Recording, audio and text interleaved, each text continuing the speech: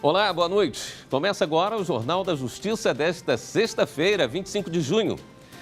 Ministra Carmen Lúcia proíbe ex-ministro do Meio Ambiente, Ricardo Salles, de deixar o país e determina que entregue o passaporte à Polícia Federal. Salles é investigado em 2 inquéritos que tramitam no Supremo. E você vai conferir também na edição de hoje. Ministro Gilmar Mendes pede destaque e interrompe julgamento de ação que pede o reconhecimento de omissão do Congresso em discutir taxação de grandes fortunas. Justiça Federal condena a União a pagar multa e financiar campanha por falas consideradas machistas de integrantes do governo. Na reportagem especial sobre os 130 anos do Supremo Tribunal Federal na Era da República, você vai ver o papel atribuído à Corte a partir da promulgação da Constituição de 1988.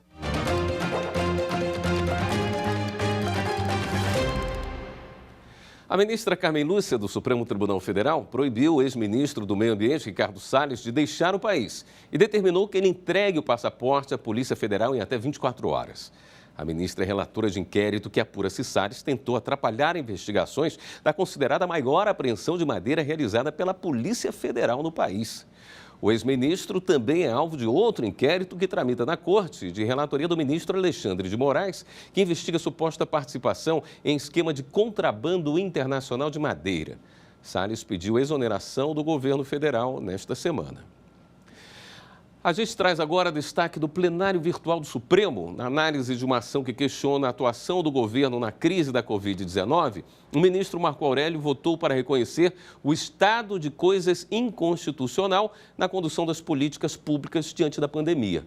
Em outro julgamento, também na plataforma virtual, o decano entendeu que há omissão do Executivo Federal em relação à adoção de medidas sanitárias e econômicas.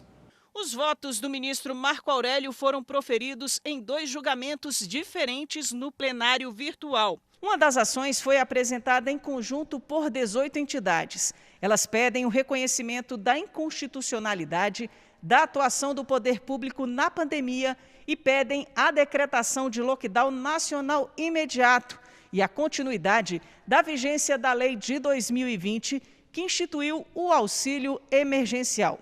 Outras 2 ações são por omissão e estão sendo analisadas em conjunto. Uma foi proposta pelo PCdoB e PSOL, alegando omissão do presidente Jair Bolsonaro na adoção de medidas que garantam o exercício dos direitos fundamentais, à vida e à saúde, e citam o atraso na aquisição de vacinas e insumos.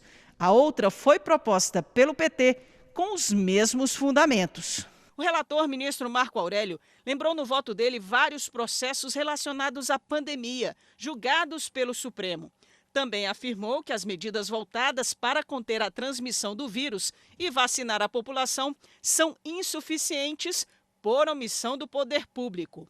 Para Marco Aurélio, o colapso do sistema de saúde provém da redução dos investimentos, do mau gerenciamento de recursos e bens, da falta de manutenção de hospitais e equipamentos e da não valorização dos profissionais.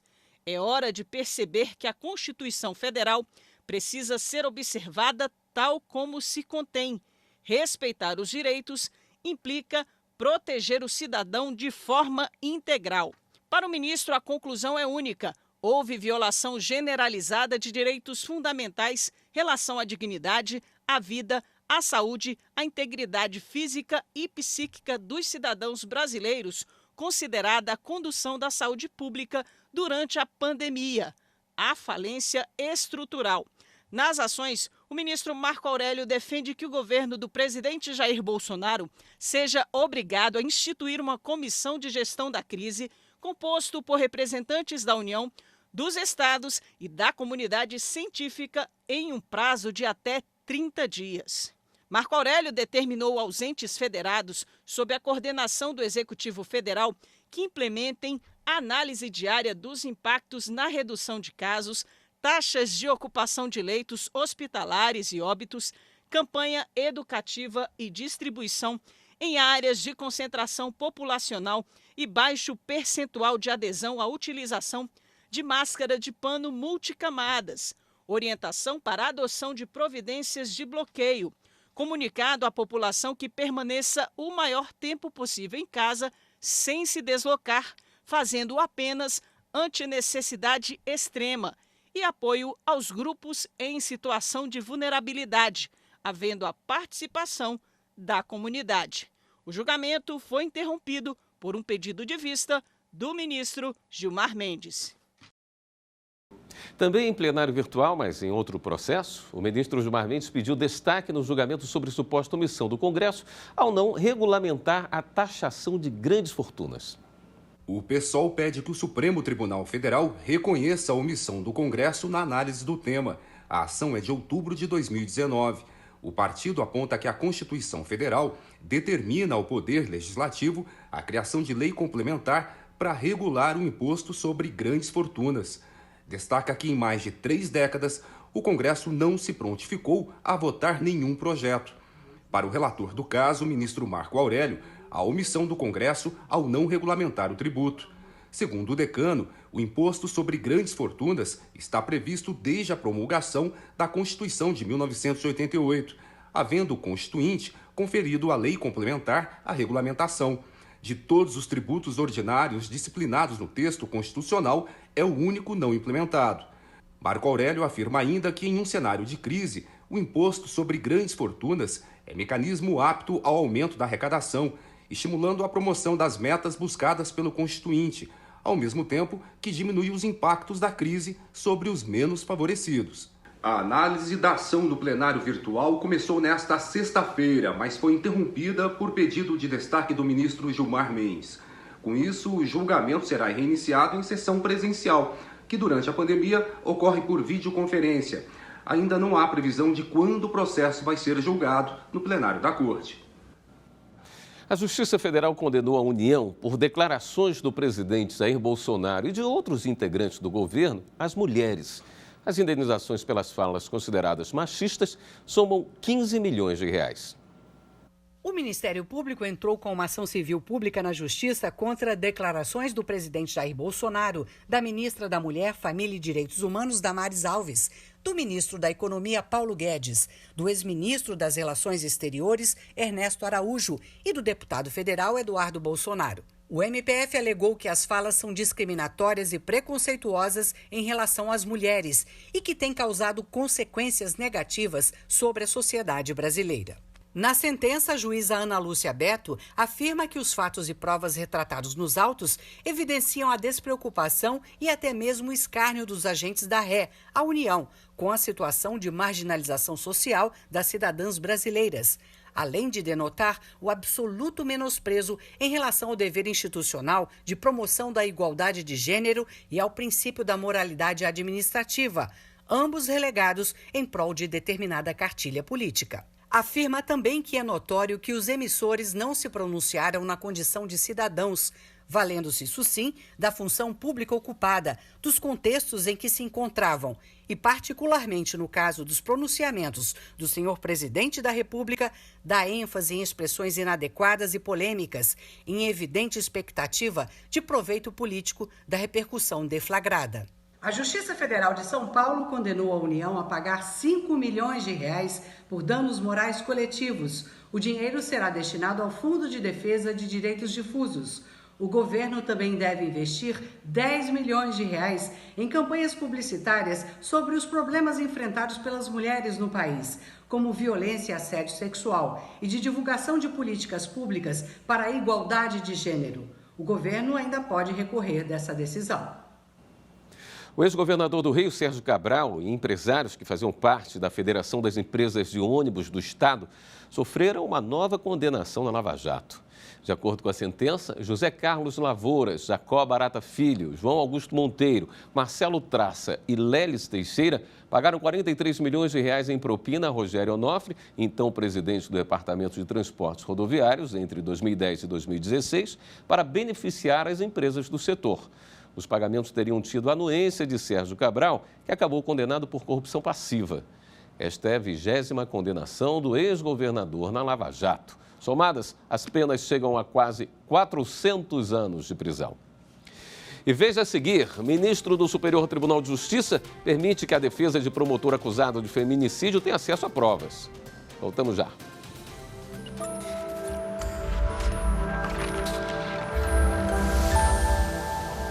O Brasil adotou como forma de Estado a federação, o que se pode constatar pela leitura do artigo 1º da Constituição Federal, segundo o qual a República Federativa do Brasil é formada pela união indissolúvel dos Estados, dos municípios e do Distrito Federal. A inexistência do direito de secessão revela a vontade da Constituição de que os entes federativos convivam de forma harmoniosa e cooperativa para o fortalecimento do Estado democrático e o desenvolvimento socioeconômico do país.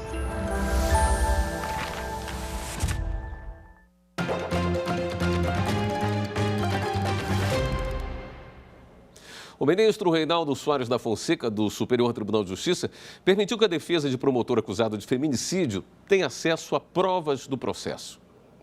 A defesa do promotor André Luiz Garcia de Pinha conseguiu no STJ o acesso ao material colhido na quebra de sigilo de dados que havia sido determinada no processo que o acusa de feminicídio.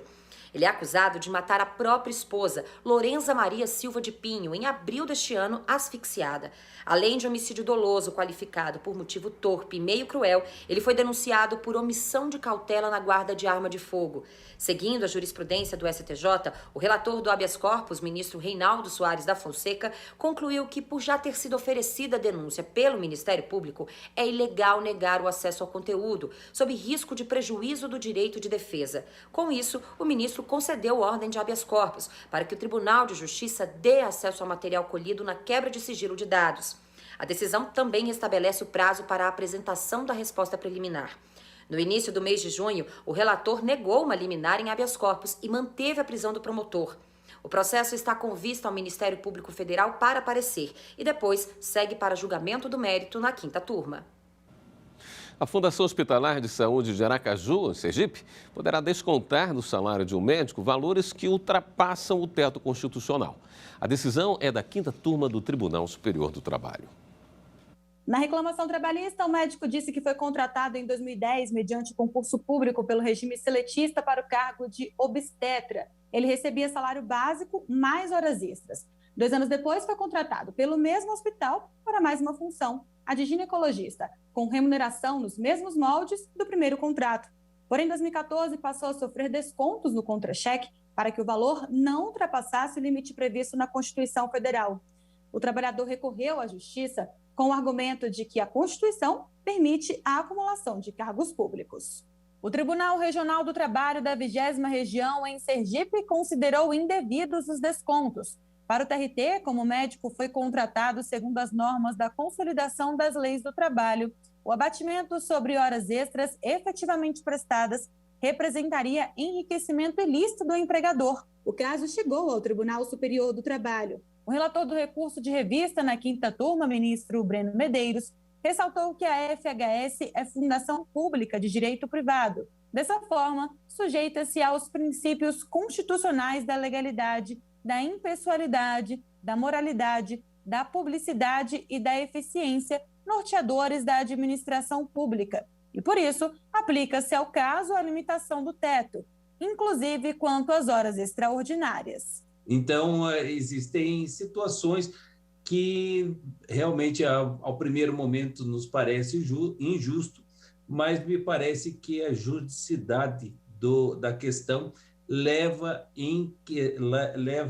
aí à conclusão de que não se pode realmente receber parcela remuneratória acima do teto constitucional, e é essa a compreensão que eu tenho pedindo todas as vênias. Ainda segundo o ministro, a distorção do caso concreto pode ser resolvida por meio de prestações alternativas, como o sistema de compensação de jornada.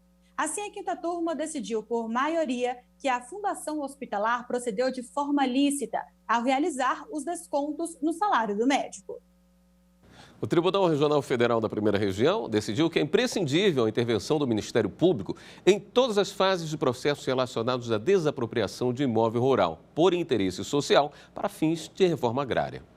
A terceira turma do Tribunal Regional Federal da Primeira Região declarou a nulidade de uma sentença de primeira instância e não julgou a apelação do Instituto Nacional de Colonização e Reforma Agrária no mesmo processo. O recurso tinha como objetivo assegurar uma vistoria para a avaliação do grau de produtividade de área rural expropriada para fins de reforma agrária. O colegiado entendeu que a intimação do Ministério Público é obrigatória em ação de desapropriação para fins de reforma agrária. O recurso do IBAMA foi analisado pelo desembargador federal Ney Belo, que constatou não ter ocorrido no processo a devida intimação e intervenção do Ministério Público Federal. Seguindo o voto do relator, a turma determinou o retorno do processo à primeira instância para que o MP seja intimado em todas as fases do processo. Só depois, se a vistoria quanto à produtividade do imóvel não tiver sido realizada, será possível analisar novo recurso do IBAMA solicitando esta providência. A Advocacia Geral da União conseguiu decisão favorável em ação rescisória quando se pretende modificar decisão anterior contra 2 usinas de açúcar localizadas em Pernambuco. As usinas foram à Justiça pedir o pagamento de indenização por prejuízos entre os anos de 1992 e 1998, devido ao sobrepreço na aquisição de cana-de-açúcar de seus fornecedores. As indústrias açucareiras esperavam receber da União cerca de 164 milhões de reais, valores definidos no processo de liquidação. Mas a AGU não concordou com os cálculos que determinaram o valor dos débitos da União com as usinas de açúcar. As indústrias queriam que fosse aplicado juros de mora à base de 0,5% ao mês até o ano de 2002. E nos anos seguintes, juros de 1% ao mês, o que chegaria ao valor total de 164 milhões de reais. A Advocacia Geral demonstrou, no entanto, que os cálculos foram feitos de forma equivocada, sem observar a Lei 11.960 de 2009, que trata da atualização monetária e de juros incidentes sobre todas as condenações judiciais impostas à Fazenda Pública. Alegou-se que haveria ofensa à Lei 11.960 e ao artigo 406 do Código Civil. Assim, a União requeriu que os juros fossem fixados em 0,5% até o Código Civil. Entre o advento do Código Civil e a edição da Lei 11.960 de 2009, deveria incidir a taxa Selic e, a partir da 11.960, os juros da caderneta de poupança.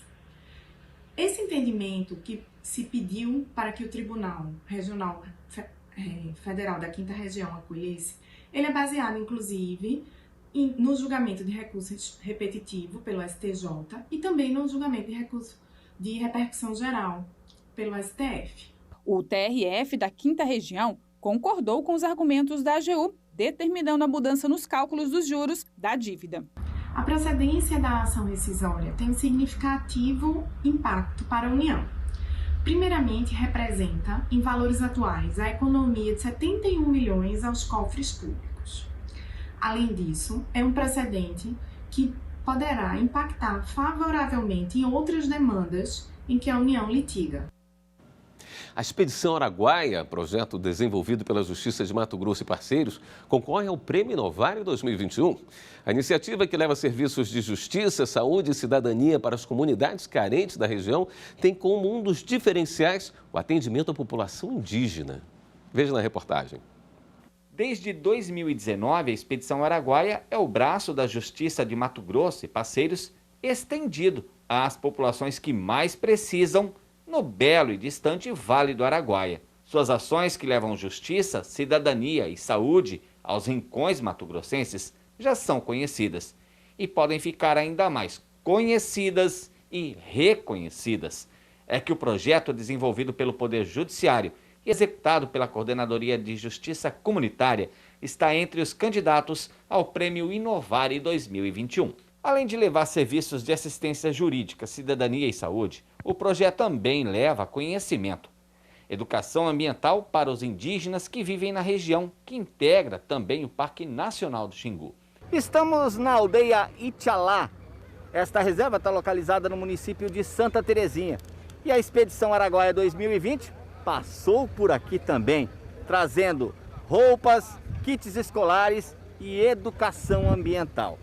para ter acesso às roupas, para ter acesso aos kits escolares, os indígenas que aqui vivem tiveram que trocar o lixo que aqui produzem. E é uma coisa muito importante para a nossa vida, tanto nosso povo indígena, né? E nunca aconteceu esse mutirão, né? Primeira vez já aconteceu o mutirão que está acontecendo na nossa aldeia, né? Eu, como cacique, eu estou tão feliz agora, né? Porque é difícil ter uma ação dessa. Minha comunidade dando lixo para vocês recolher e, ao mesmo tempo, nossas crianças, homens, estão recebendo a troca do lixo e a roupa. Eu agradeço vocês, todas as equipes que vieram. A semente de conscientização foi plantada na mente destes brasileiros nativos.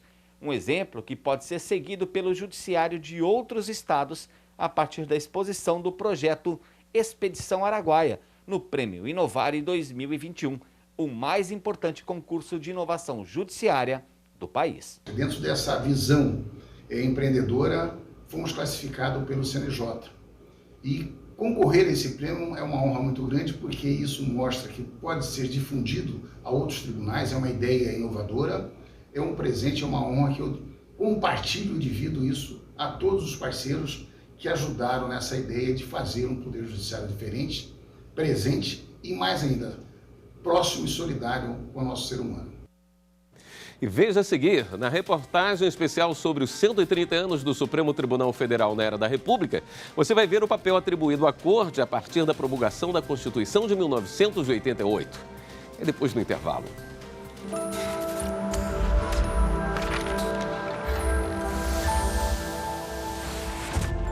Constituição tem a ver com liberdade. É uma garantia do cidadão em face do Estado. Por isso, é a lei mais importante do país.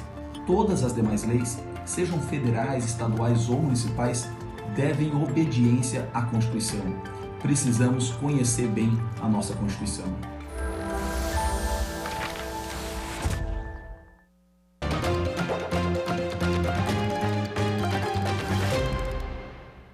Hoje, em mais uma reportagem da série sobre os 130 anos do Supremo Tribunal Federal na Era da República, você vai ver qual papel foi atribuído à Corte a partir da promulgação da Constituição de 1988. Reportagem de Neila Guimarães.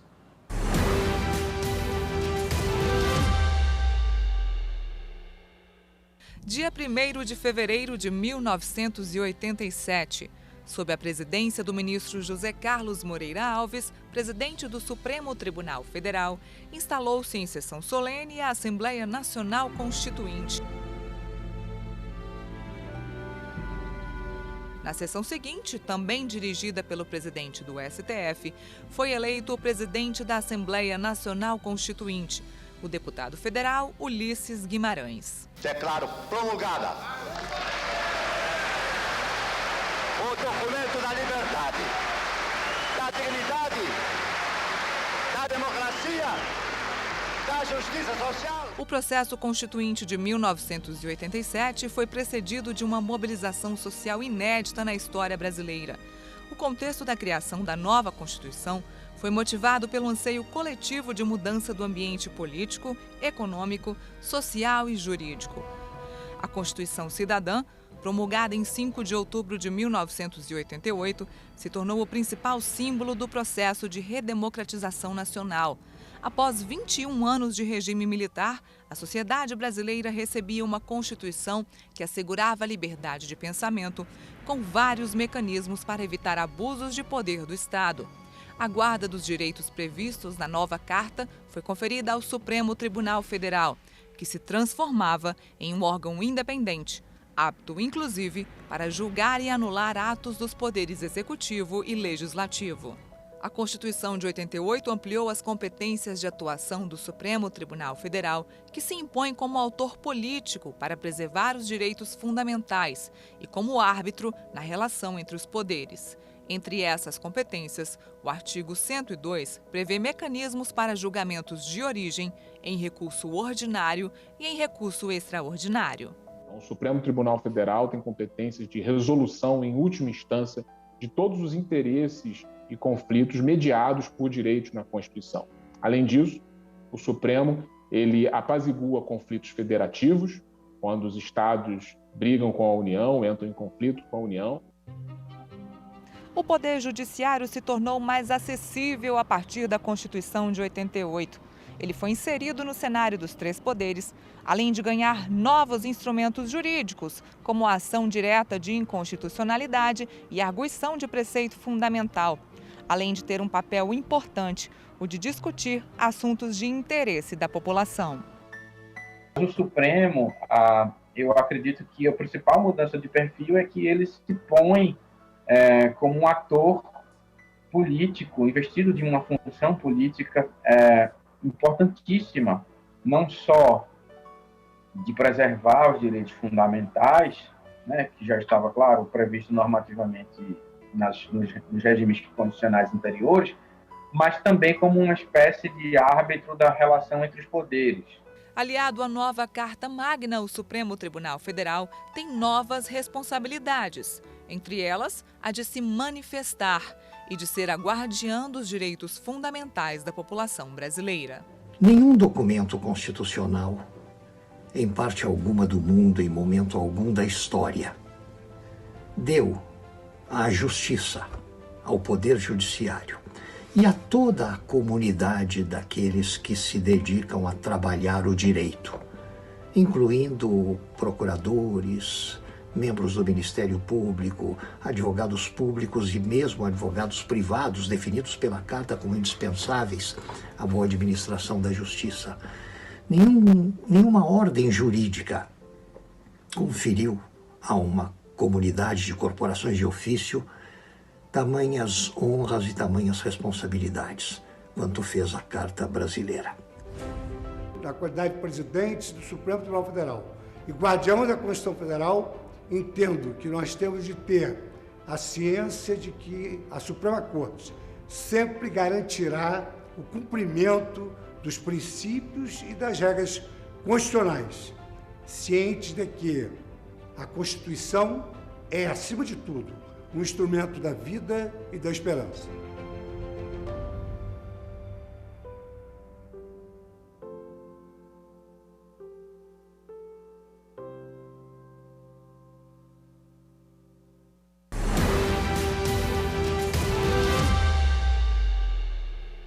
E uma última notícia. O ministro Dias Toffoli negou pedidos de diretores da Apsen Farmacêutica contra quebras de sigilo determinadas pela CPI da pandemia. A fabricante de hidroxicloroquina afirmava que as medidas tinham justificativa genérica. Ao negar os pedidos, Toffoli considerou que não houve legalidade, já que o suposto elo entre a empresa e o governo federal está entre os fatos investigados pela comissão. O ministro suspendeu somente o levantamento telefônico e telemático da Apsen, porque essas quebras em específico não foram votadas na CPI. O Jornal da Justiça fica por aqui. Uma boa noite para você, um ótimo fim de semana. Até segunda.